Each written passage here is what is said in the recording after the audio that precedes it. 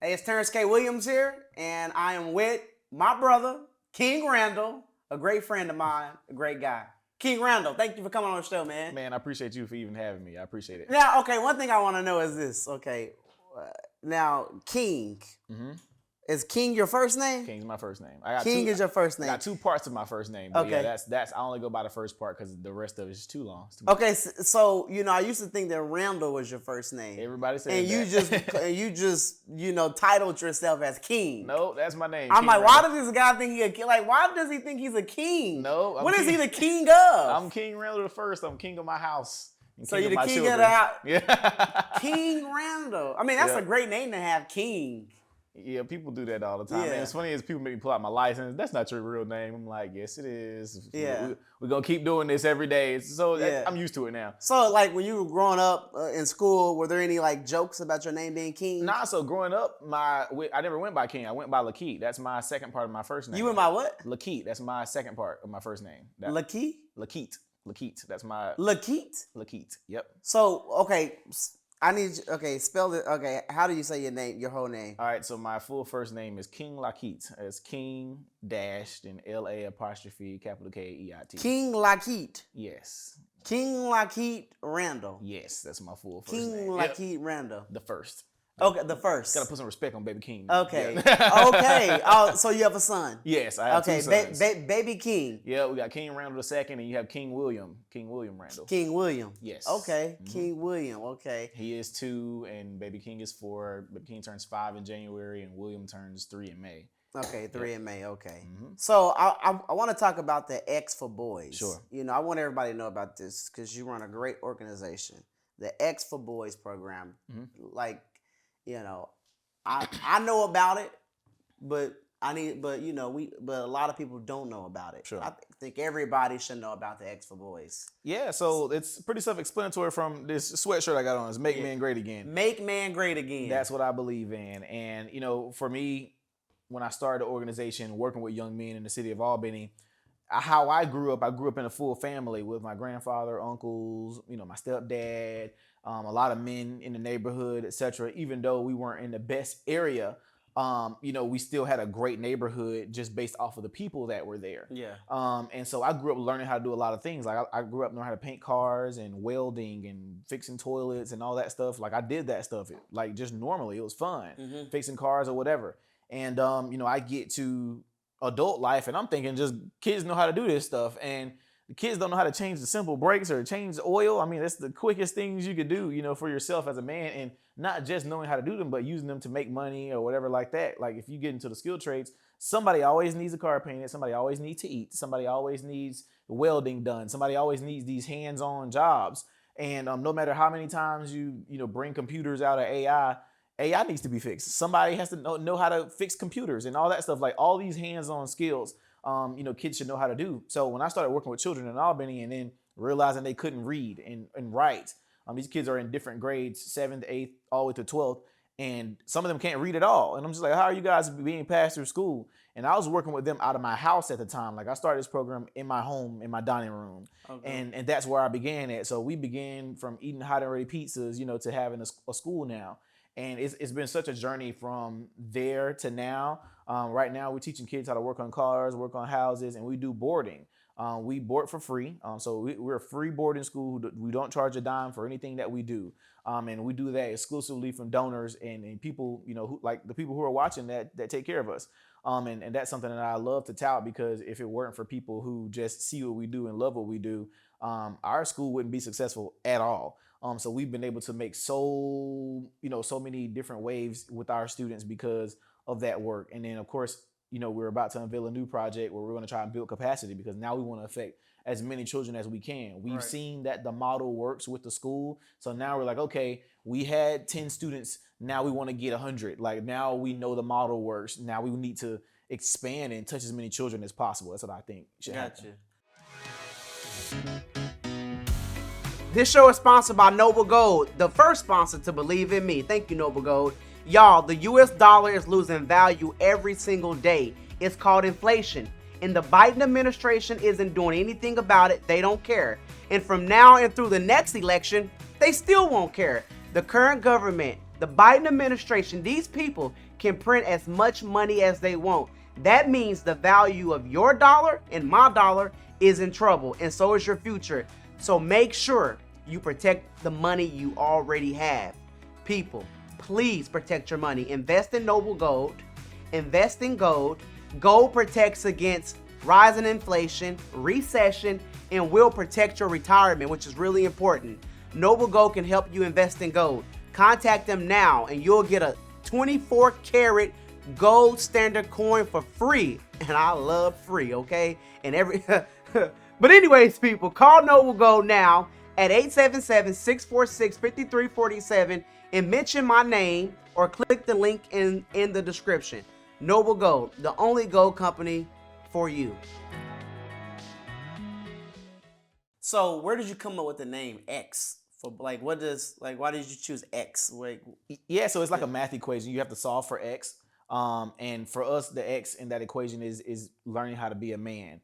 Okay. That's what's going to solve the equation. Gotcha. So it's the X for boys, and people made all type of spin-offs with that, the X-Men and all that stuff. But for me, it's almost like the math equation. We're solving for X, and that X is becoming a man for a boy. And if you don't solve for X, the equation never gets solved. And that's something that we believe in, creating men again. Gotcha. And so how long have you been running this organization? Since I was 19. I'm 24 now. 19 years old. 24. Yep. Mm-hmm. 19? Yeah, I was 19. At 19, I was thinking of at 19, my mind was corrupted at 19. Yeah. I was just thinking about partying and going to the club and doing things I shouldn't be doing. It's crazy. And you started an organization to help out young men. Mm-hmm. I mean, that's amazing, and that's just amazing. Yeah, I had a classmate that got sentenced to 30 years in prison for hiding a weapon that was used in a murder. He wasn't at the murder, but he was charged with tampering, I believe, or something along those lines. But that's kind of what prompted me to start it, because I'm just like, no, these kids need something consistent. And when I say consistent, I know people have organizations where they do like, maybe they meet Tuesday and Thursday and, they mentor kids for like an hour. And I'm just like, no, like, bro, these kids need to be taken out of their environments, like seriously. Like they truly need 24-hour care. That is the only way that I believe we're truly going to see change in our students. And so once I started boarding them, because I started boarding at my home first, I started with 6 kids in my living room, with some bunk beds. That's where I started it. And to see the changes those children were making, like just from them being in the home.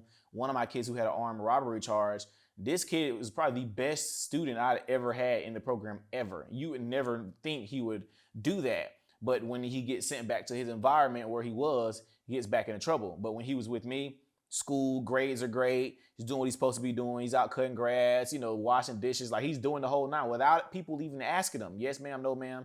Even everybody around him just like, man, he's so awesome and so sweet, but you would never know he had an armed robbery charge, but that's because they need to be taken out of their environments. They go back into those environments and they get back into trouble. And that's why I believe in, what we're doing. We want to try and get those children boarded because that's the only way we see true change happening. They need to have 24-hour care. That's the only way I see it happening. And we've saved so many kids from their situations just boarding. I've saved children from molestation and abuse, etc., because we eventually find out what's happening at home. Because every time, something happens and a red flag goes up for us is when kids don't want to go home. Like, most of our kids, they enjoy being there. They do. And they love the school. They want to come back. But when those kids who are really adamant about not going home, I'm just like, why you don't want to go home? I really don't want to go home. I'm just like, why you don't want to go home? And we'll dig into this stuff. And I found out one kid, he was being molested by his older cousin, and which is another boy. And found out one kid was being abused, etc., like starved. Like, I mean, this is stuff that's happening. And so school for them is safe home. Like, I need to be here. Like, I don't want to go home. Like, this has helped me. These children are developing. And so this is what we need to see. And so, just like, reading your book, from the foster house to the White House, if I got the title correct, that's what we plan on doing with the group home system of Georgia. I plan to work with those children in the group home settings, because group homes are terrible. And I'm not sure if you ever ran into any, being a foster child. My mom's a foster parent my whole life. Mm-hmm. And I'm my mom's only child, but she's actually not supposed to be able to have children, but here I am. But, it hurt us, really bad, because I watched the group home system of Georgia, and so many group homes are like prison. They don't have windows. Like a few that I've visited, they don't have windows. It's cinder blocks. They got Yeah. one TV in a common area. I'm like, dude, this is prison. Like they got bunk beds in the room and they can only come out at certain times and they're eating off these little plastic plates. I'm like, this is prison. And I looked up how much they make from these children, like, you know, minimum $100 a day. You know, these group homes, these group homes is terrible. So that's what we want to try and fix. We want to offer having a group home and take the children from the group home system, but also offer them the schooling part too, and actually try and change their lives. Yeah. Not with them just being there and people taking money. Yeah. So I wasn't in a I don't know if you call it a group home. Mm-hmm. I mean, the facility I was in was ran by the state. Mm-hmm. So I don't know if that's considered a group home because it was more of I stayed in a children's shelter. Mm-hmm. That's now that shelter is now closed. Mm-hmm. So now they have like group homes they can go to, Mm-hmm. you know, like these nonprofits and all that stuff Yeah. like that. Mm-hmm. But when I was growing up in foster care, when I wasn't in a foster home, I was what we call the children's shelter. Sure. But it sounded exactly like these group homes that you just talked about, because it was like prison, you know. Yep. In the mornings we wake up, we line up, we get our hygiene boxes, we line up, and we like line up in the hallway. And then there's a man that's at the end of the hallway. He's at a door, and he's at a closet door. He has the door. He opens up that door. You walk up to him. He grab out some blue jeans. Put the blue jeans up to your waist. Yeah, you can fit those. Get your white T-shirt. You can fit those. All right, boom. Then we go shower. Yep. You know, and then then at nighttime. It's the same thing.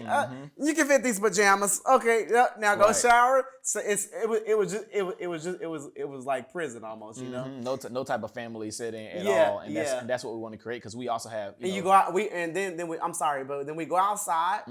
And the playground, we are surrounded by the Great Wall of China. That's what it looked like. It was just tall bricks. You can't even see over. It's We prison. always be like, ooh, like what if we climb up there and see what was over? Ooh, I wonder what's over the bricks. Prison. Yeah, it's prison for kids. It's prison for kids. Yeah. And what we want to create is, what we're gonna do. We plan to actually build homes, for our students, and not dormitory style at all. Like, we want to build actual homes, like they have a home to go to with the kitchen and everything. Like, it's like a home you get to go to.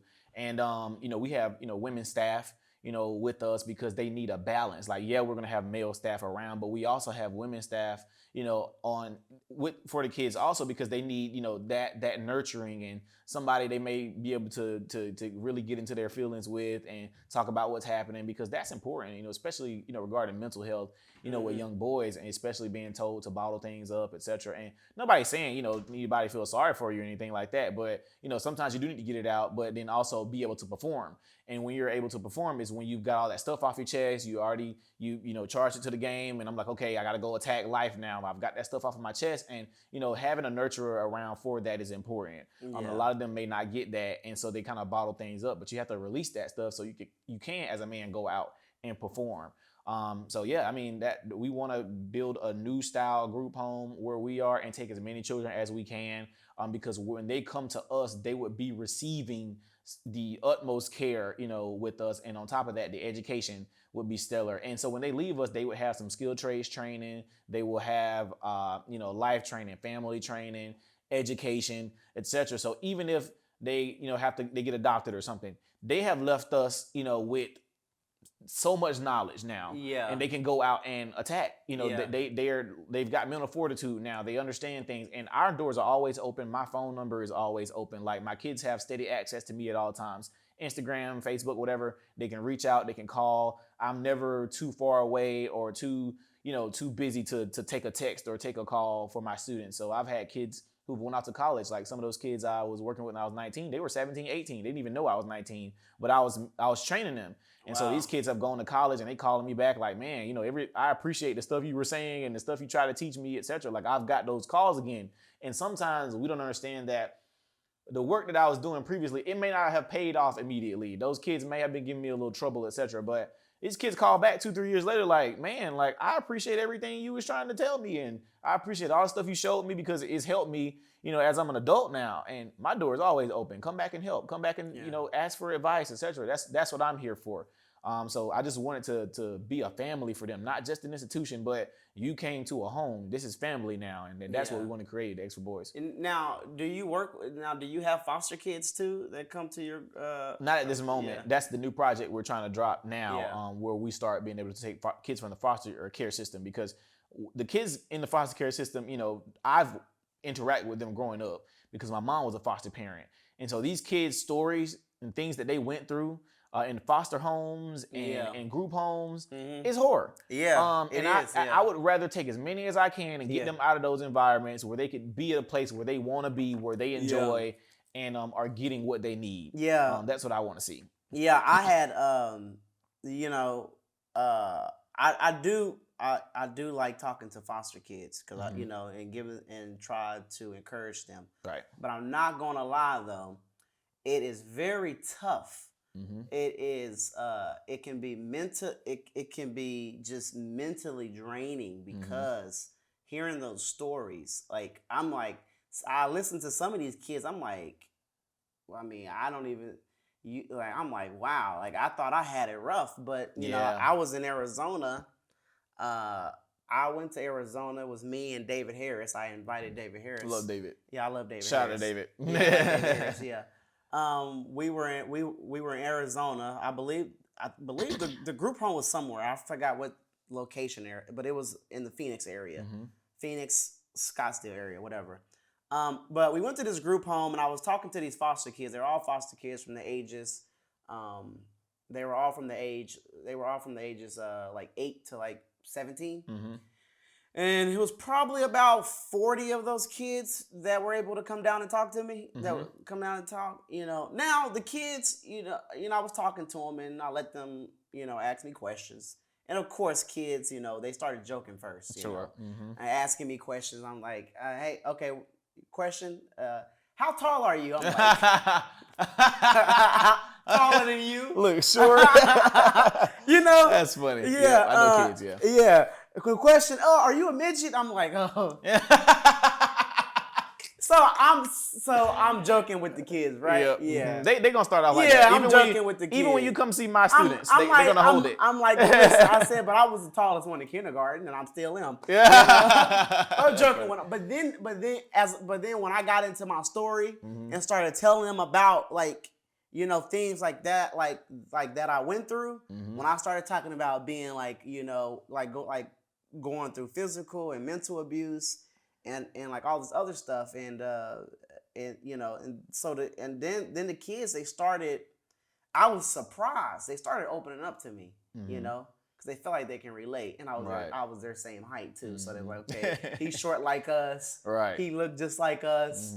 But these kids were black, white kids, Hispanic. Sure. I mean, all kids from all different backgrounds. Right. And then they started opening up, and the things that some of these kids been through is just like this boy, he was like 13. He raised his hand. His question was, I said, what is your question? He said, this 13-year-old boy, he said, do you think do you think a family would ever love me?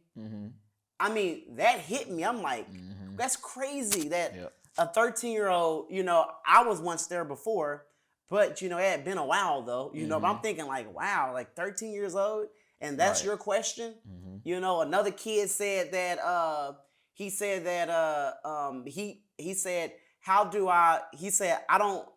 know if this is a question, but he said, well, this is not a question. And this kid was like, he wasn't even 17, but he said, well, I don't want to go to a home.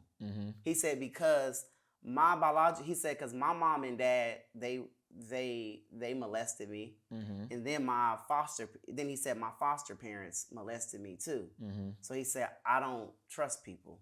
How do I, how you navigate? Yeah. Yeah. So he was like, I don't know, what do I do? Right. Because he doesn't, anytime somebody is, willing to take him in, he doesn't go.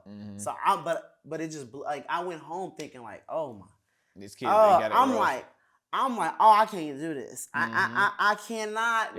It's mentally draining. It's mentally draining, But I believe that those kids really did appreciate me coming, and just hearing, just hearing someone else, say that, just seeing someone else who's been through similar things, turn out,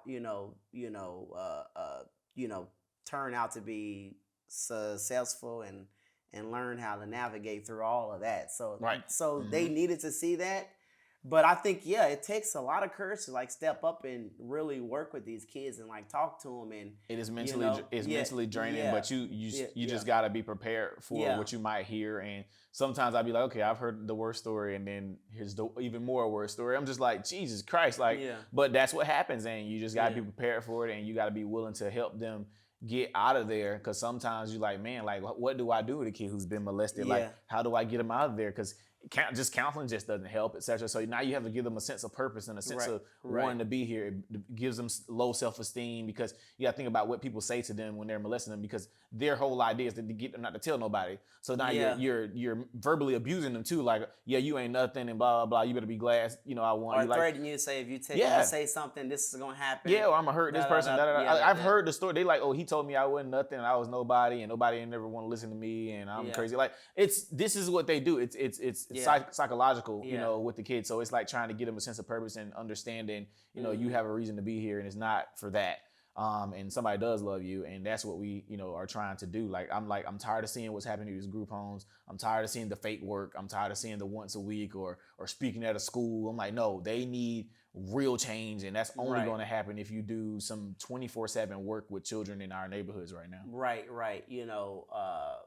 Someone asked me, Terrence, why come you haven't started a nonprofit?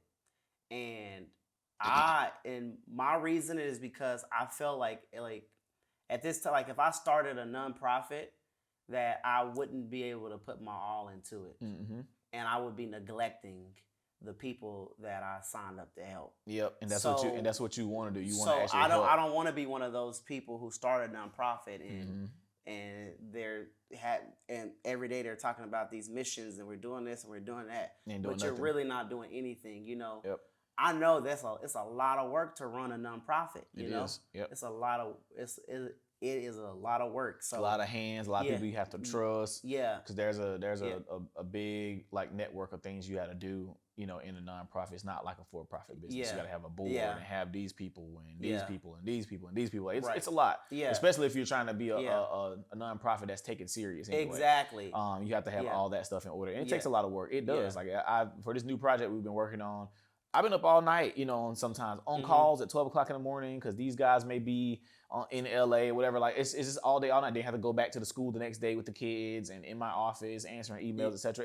It's a lot of work. It is. And then trying to get people, to help with what you're doing, then finding people to trust that aren't trying to hurt you. Like, it's hard navigating. It is, but you eventually figure it out as time goes by, and get wisdom and find people that do care about what you're doing, and you could tell.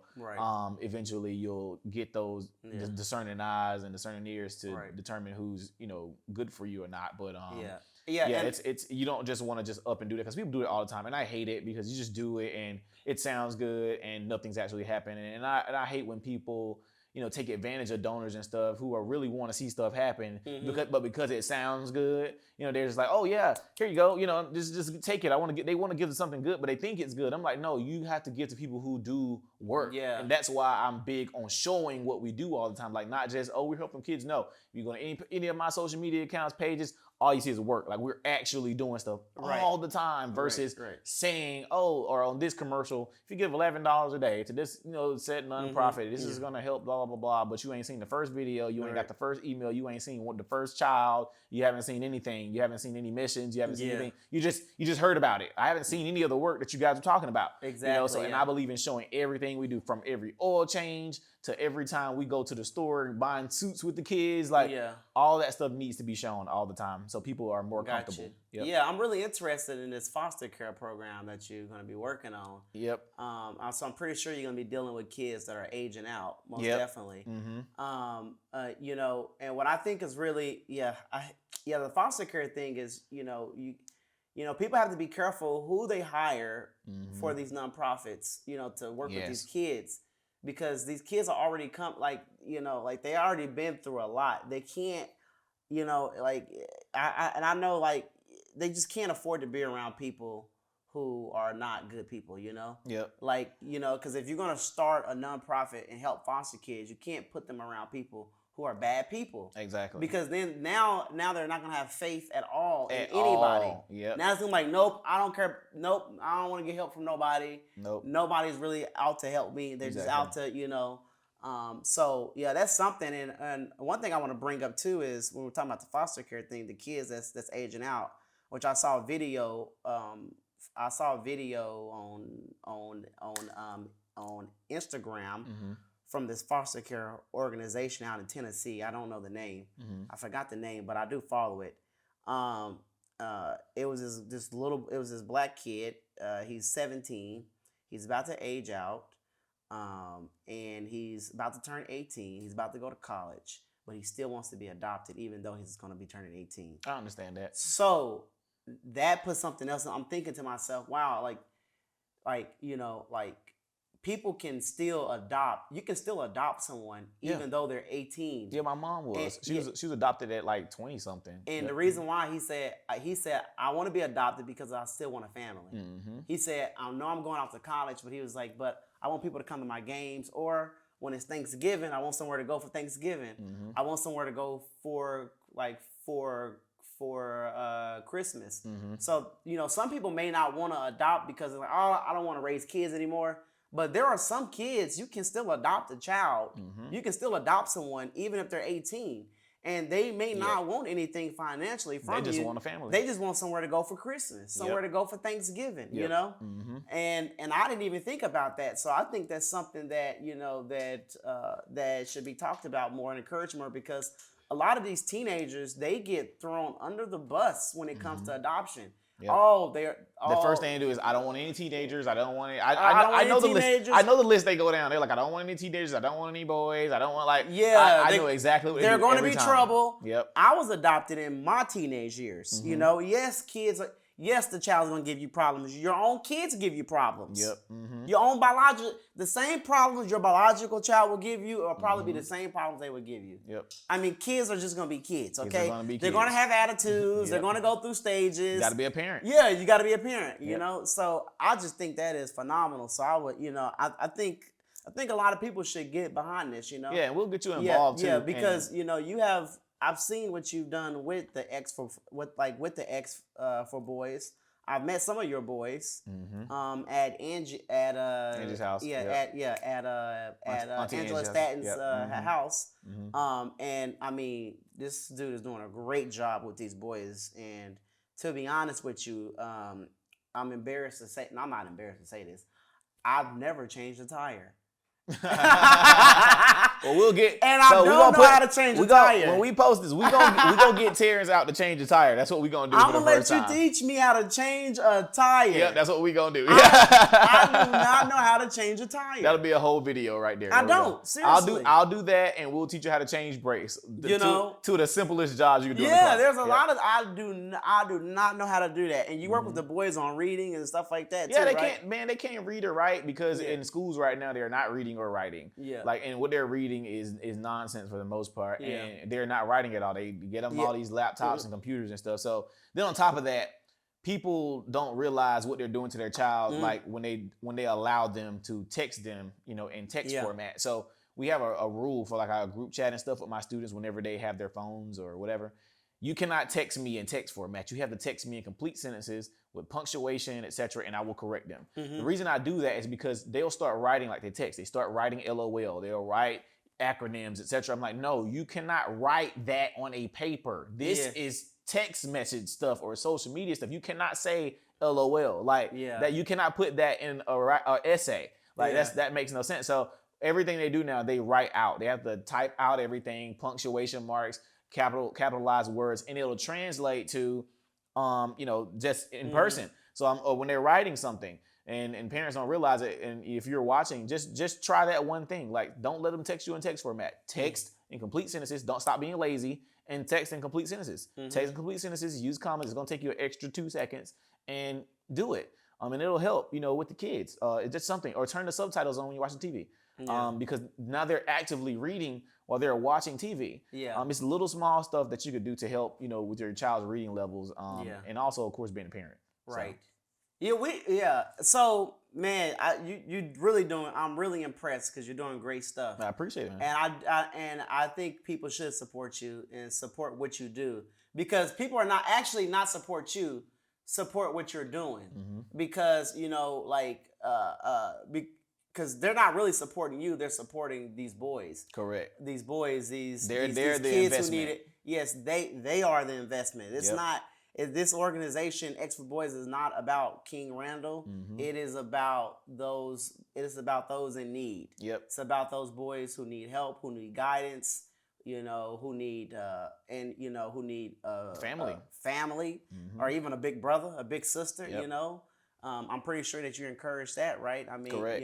Yep. Yeah. We try and do that because they just need somebody to talk to sometime. They do need family. And even with them, with each other, I tell them, like, these are your brothers now. Like, anybody who's at the school or in the after school program, etc., you all work together. When you're at school, etc., this is your new clique. Yeah. Because I'm telling them, I'm like, you cannot have friends around you who are going nowhere. Gotcha. Everybody in this room is going somewhere. So if y'all are at school or whatever like that in the same classes, you shouldn't be failing the class and he's passing and he's supposed to be your brother. Make sure he's passing his class. Yeah. Make sure he's not doing nothing stupid at school. Like, be accountable for each other. And because I punish them all, together. Yeah. The reason they get punished together is because I want them to look out for each other. Yeah. Bro, stop talking. Stop doing stupid stuff. Don't do that. We're gonna get in trouble. Like, that's what I want to see. Not this whole, like the no snitching thing. Like, I understand minding your business, but also don't let your brother do anything stupid either. Like, there's a difference. And so I'm trying to teach them the difference between that. I think just because they're trying to correct their brother, they're snitching. I'm like, no, you're correcting him because he's doing something that could possibly get him in trouble. Even though he may not like it, you're doing the right thing. Yeah. And that's what you want to do always.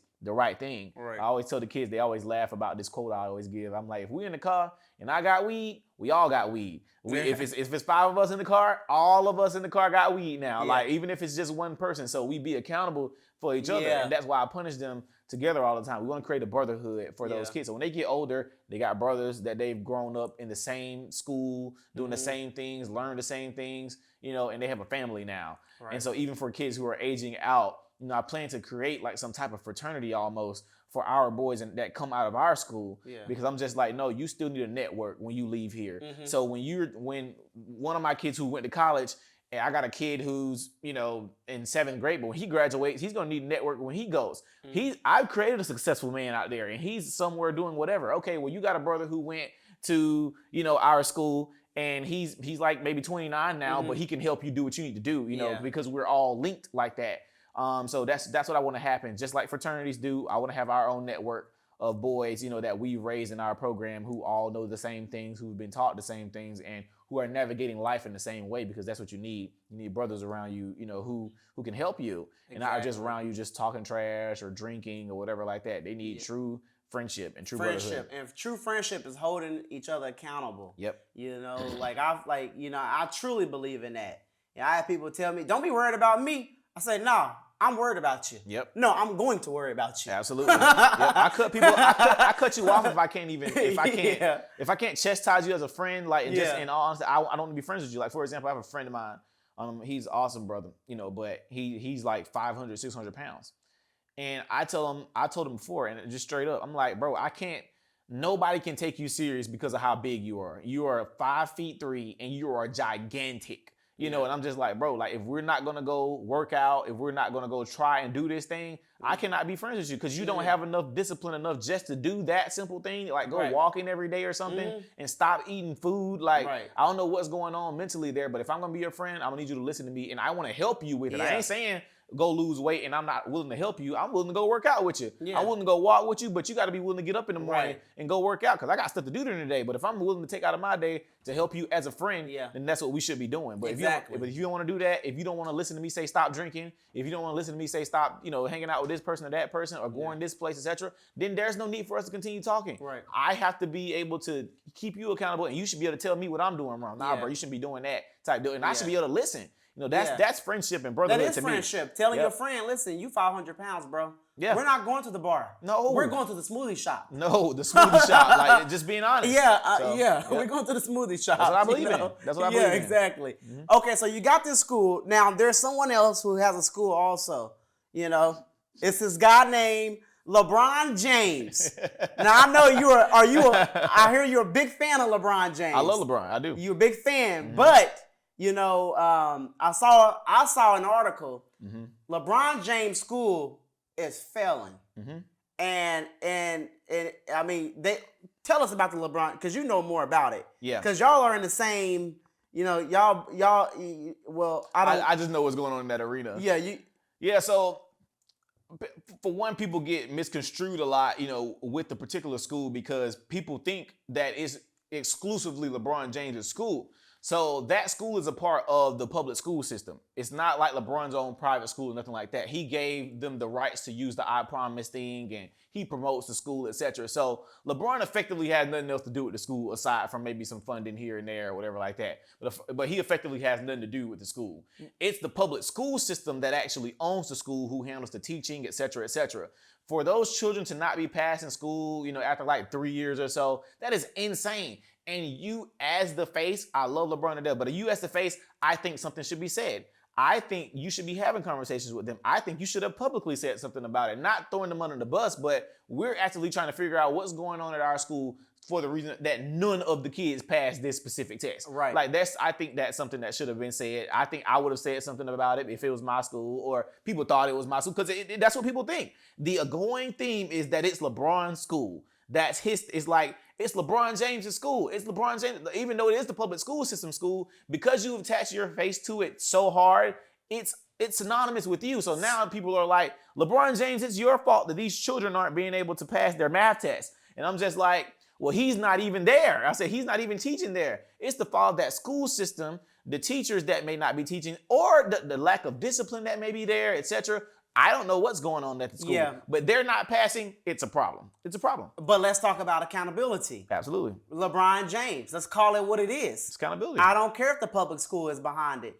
Your name is on there. Your name is on it. You got on national TV. Yep. You went from news station to news station, from TV show to TV show. Sure did. I'm opening up a school. It's my school. And we're giving back, and we're going to help these young men. Well, these young children in these communities are not passing. They're not passing. But I think, with none of them, like I was, maybe. So zero. Yeah, zero. It was zero. For that specific test, I believe for 3 years straight, zero of the children passed that. I think it was a math test or something like that. But they were not passing the test. I'm like, how for 3 years straight, not one kid? Like, I'm like, that is insane to me. I'm like, so what is happening? Is there even school? Because it's not school if you're not learning. So I'm like, so what is it? You just sending them to a building just to say that I Promise school and doing all the little cool stuff for social media, but the kids are not actually. They might as well call it a rec center. Yeah, it's a rec center. So I'm just like, what's actually That's where happening? you go to play, not to learn. Exactly. Because at this LeBron James school, if you have zero students that are failing a math test. I said zero. Zero students that are not passing. That are not passing. That's insane. That's zero, insane. not one. Not one. One. I was like, that is crazy. I looked at the stat. I'm like, this can't be true. I'm looking at everything. I'm like, nah, the stats are real. I'm like, that is insane. They're doing all this social media stuff. They're doing the gardening and all this other stuff. Not saying that stuff isn't important, but I'm just like, bro, like we're gonna need to get the fundamentals down. First, and that's just basic math, reading, writing, and arithmetic. That's what we need to be working on. And like I said, I just feel like if we were going to tout that the school was, yours, I feel like you should have said something. Yeah. Yep. I think he should have said something, and I know he saw it, because it was everywhere. So I just feel like, that's something he should have said, and something I feel like he should have stopped and worked on. You're in the off season or whatever. Go visit. What's happening here? Can we have a meeting? Talk to me about why my name is being tarnished because the school's not successful at all. Right. So that's what I'm wondering about. His name is on there. He needs to come out and he needs to apologize and say that he will do better. Yeah, he will do better. Or look into it. And the school will do better.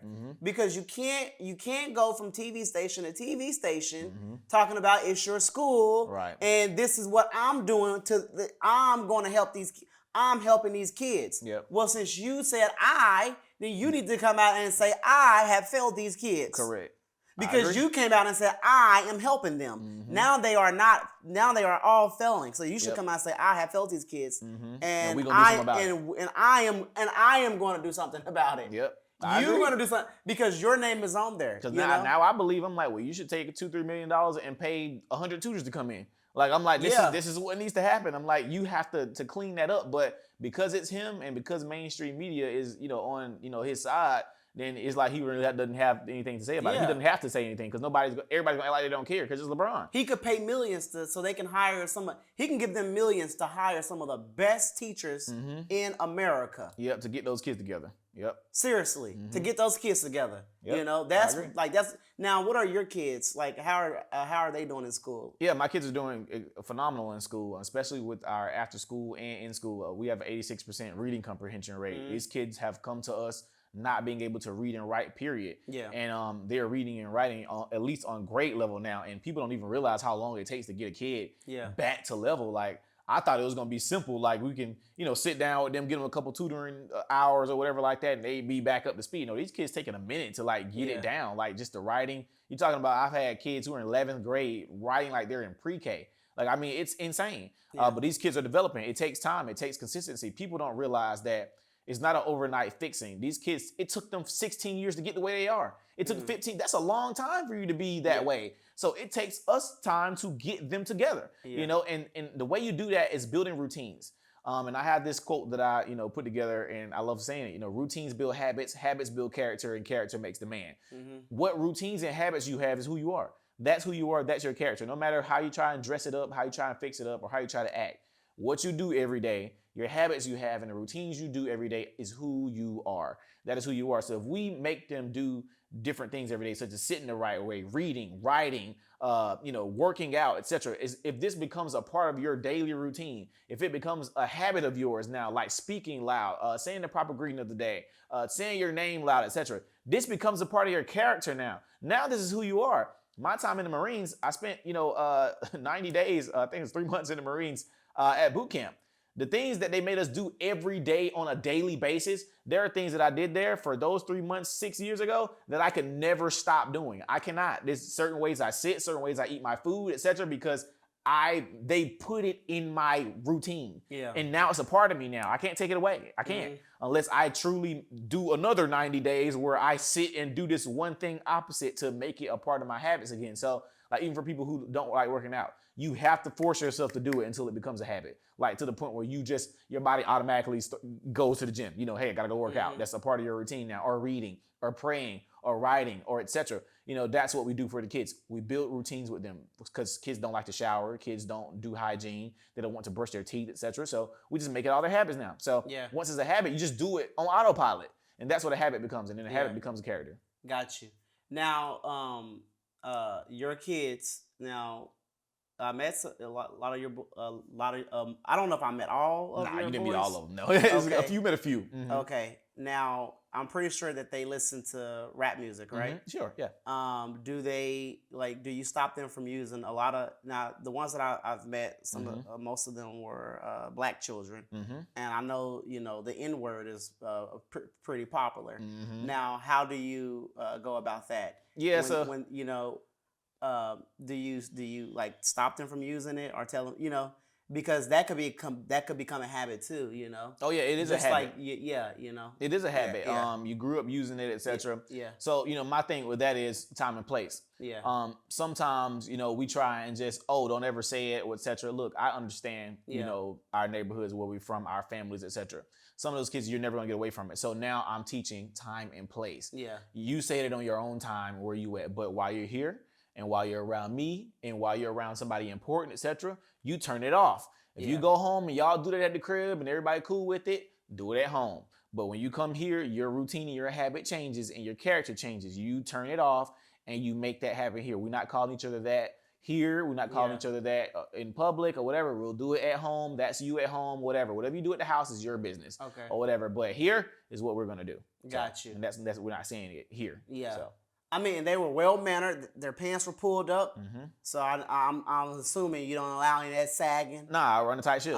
They have uniforms. Yeah, uniforms. Yeah, okay. Yeah, they have. We have all types of uniforms, just like the military. So you got the basic, like what I got on now. We call this like a Class B uniform, where we just wear something basic, nice sweatshirt, slacks, or whatever. Then we got our Class C's out civilian uniforms where we wear t-shirt, jeans, or whatever like that. All of it is a part of your uniform. Even if you're not in school items, you still have a uniform. You're not allowed to go outside in a tank top. I don't do slides. I tell them all the time, like, stop wearing slides. I'm like, I don't do slides because you never know what's going to happen. You never know when you got to fight somebody. You never know when you have to get away. You never know what could possibly happen. Why do you have on slides? You know, why are you wearing this? You should be ready at all times for anything. And you're not ready when you got slides on at all. You know, so it's just like little small rules that we have, or going anywhere with a shirt off, or being around any female with a shirt off. Like this is little rules that we have that they have to abide by. But that's what these young boys need. They need discipline. Just discipline. They need guidance. You know, father figures, male figures in their lives. Like you said, make man great again.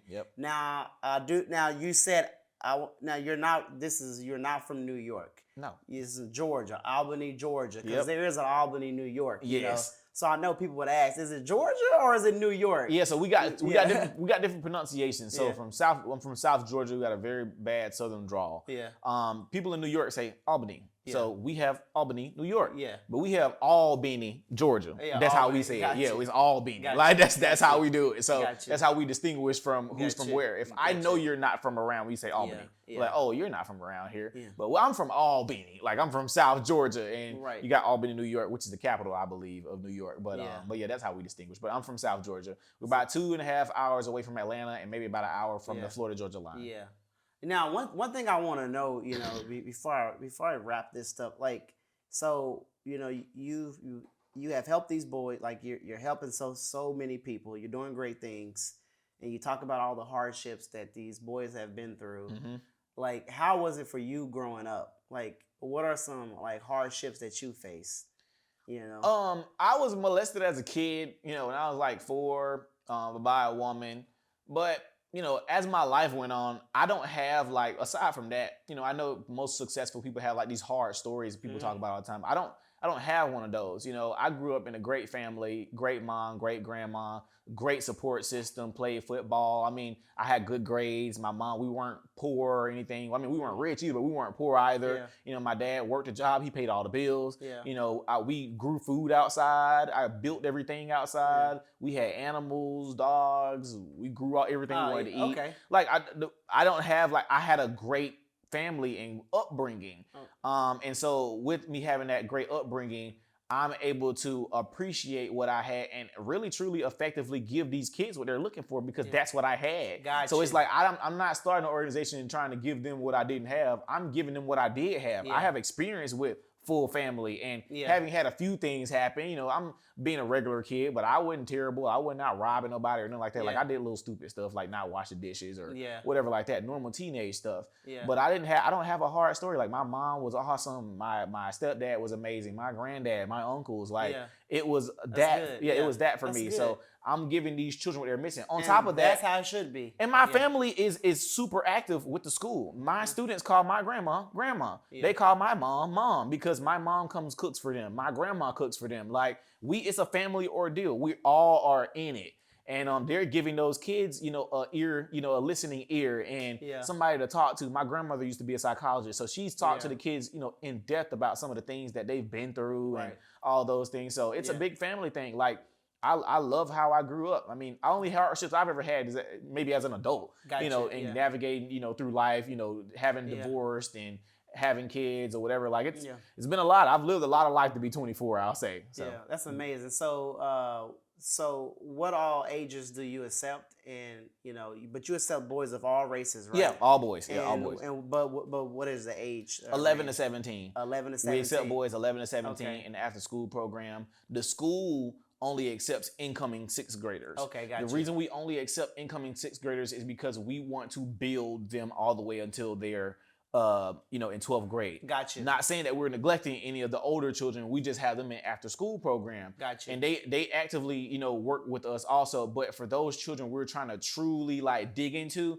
it's a little bit harder to dig into a 16-year-old boy who mostly has his mind made up versus a 11-year-old kid who's just trying to figure out who he is. Yeah. You know, and so for us, we start out in 6th grade and they will end with us in 12th grade, you know, as they become, you know, a senior in high school and turn 17, 18. But we would have molded them all the way from 11 to 18. Gotcha. And now we've created a new man. that's what we're trying to release out into society. That's how we make America great again. Yeah, right. Is if we build up, new young men to go and take over our communities. Yeah, but although you work with the 6th graders and on up, you still help out, the ones that are 16 and like if they come to you at 16. Oh yeah, you're still going to support them. Yep, absolutely. Yeah, got you. Okay, awesome. So where do people go to support the X for Boys? Sure. You go to the xforboys.org. That's THEXFORBOYS.org.